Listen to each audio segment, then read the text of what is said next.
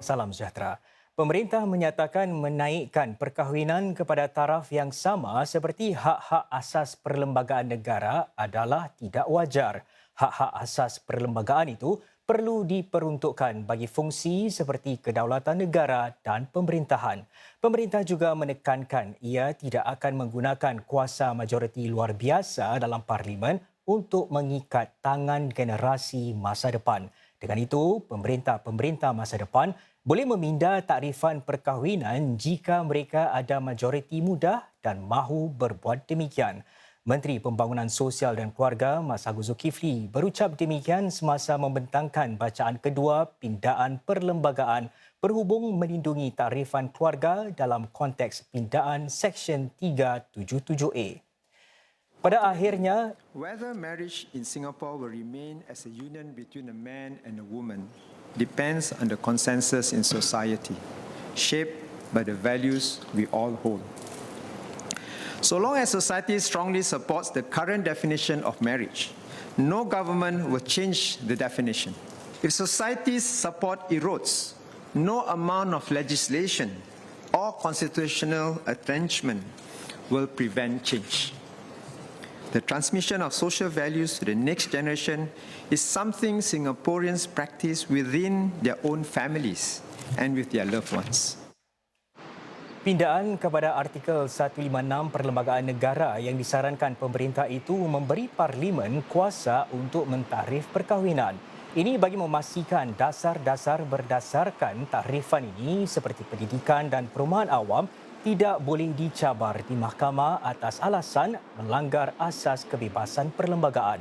Encik Mas Agus menekankan warga Singapura perlu terus berwaspada terhadap pandangan berpuak-puak dan sebaliknya perlu menghormati mereka yang berpandangan berbeza. Dalam berkongsi niat pemerintah untuk memansuhkan Seksyen 377A, kami telah melibatkan masyarakat Melayu Islam secara meluas sepanjang tahun ini. Ini termasuklah para pemimpin agama, asatiza serta ketua masyarakat dan badan-badan Melayu Islam. Dalam kesemua perbincangan tersebut, saya berpersahati dengan sikap pemimpin masyarakat kita yang dapat berbincang secara tenang dan rasional. Irsyad Mufti dan ulama mapan kita pula telah memberi kata putus pendirian agama mengenai homoseksualiti secara arif. Bahawa dalam Islam hanya hubungan seksual antara lelaki dan wanita dalam perkahwinan dibenarkan. Pada masa yang sama, Mufti juga menjelaskan bahawa gaya hidup homoseksual tidak mengeluarkan seseorang itu dari agamanya. Mereka mesti tetap didekati dengan rahmah dan belas ihsan, apalagi oleh keluarga mereka sendiri. Sifat terbuka pemimpin masyarakat dan kebijaksanaan ahli agama kita telah menghindar situasi di mana emosi masyarakat dalam hal ini sengaja dapat dipanas-panaskan. Terima kasih kami pada mereka semua. Dalam ucapannya pula, Menteri Dalam Negeri Merangkap Undang-Undang K. Shanmugam berkata para anggota Parlimen akan mengabaikan tugas mereka jika keputusan mengenai Seksyen 377A mereka serahkan kepada mahkamah. Encik Shanmugam menambah ini akan bermakna bahawa para AP mengutamakan modal politik daripada mengutamakan apa yang baik bagi Singapura. Memansuhkan undang-undang yang menyifatkan seks gay sebagai jenayah juga adalah seperti menimbangkan natijah bagi negara. Contohnya, ada risiko bahawa undang-undang mengenainya boleh diketepikan. You know what the consequential legal risks are. In fact, this has been talked about in public.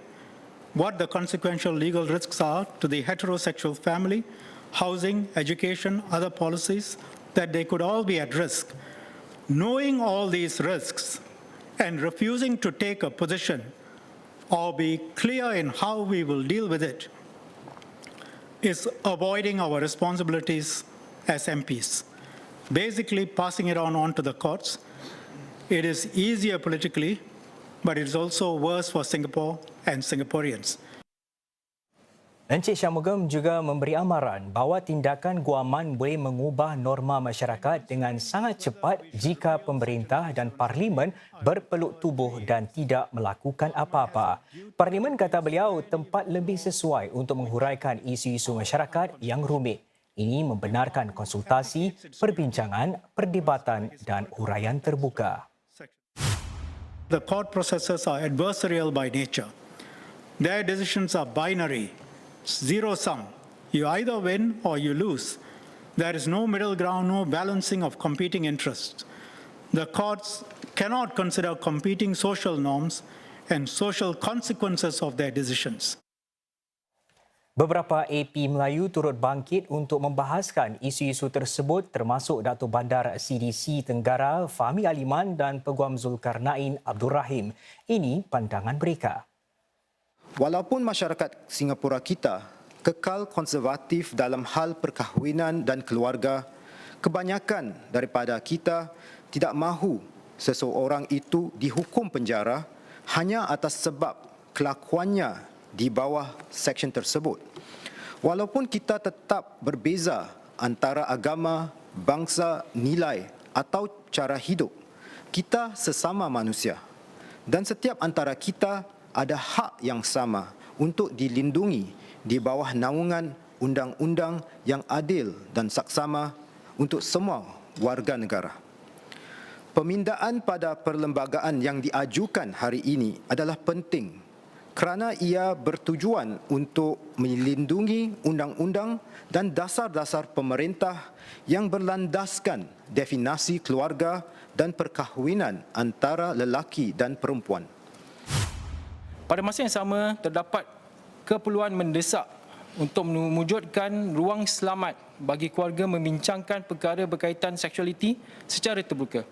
Khususnya ibu bapa dan anak-anak sepatutnya bebas membincangkan perkara-perkara begini tanpa dikhawatir dimandang serong.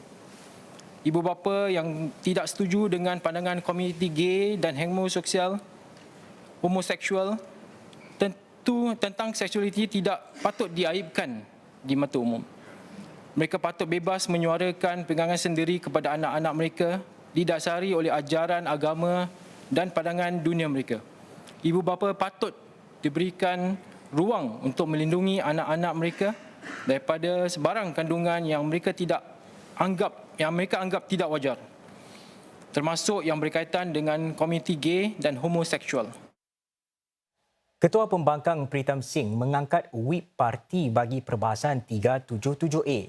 Ini bagi memberikan para AP Parti Pekerja agar bebas mengundi. Berucap di Parlimen menyokong pindaan kepada kanun jenayah dan perlembagaan, Encik Pritam menyeru para AP pembangkang agar merenung pendirian mereka. Dan pada masa yang sama, mereka digalak melakarkan prinsip dari mana masyarakat boleh bergerak ke hadapan. Encik Pritam turut menekankan peri pentingnya sebuah masyarakat di mana warga Singapura tidak rasa terpinggir kerana orientasi seksual mereka.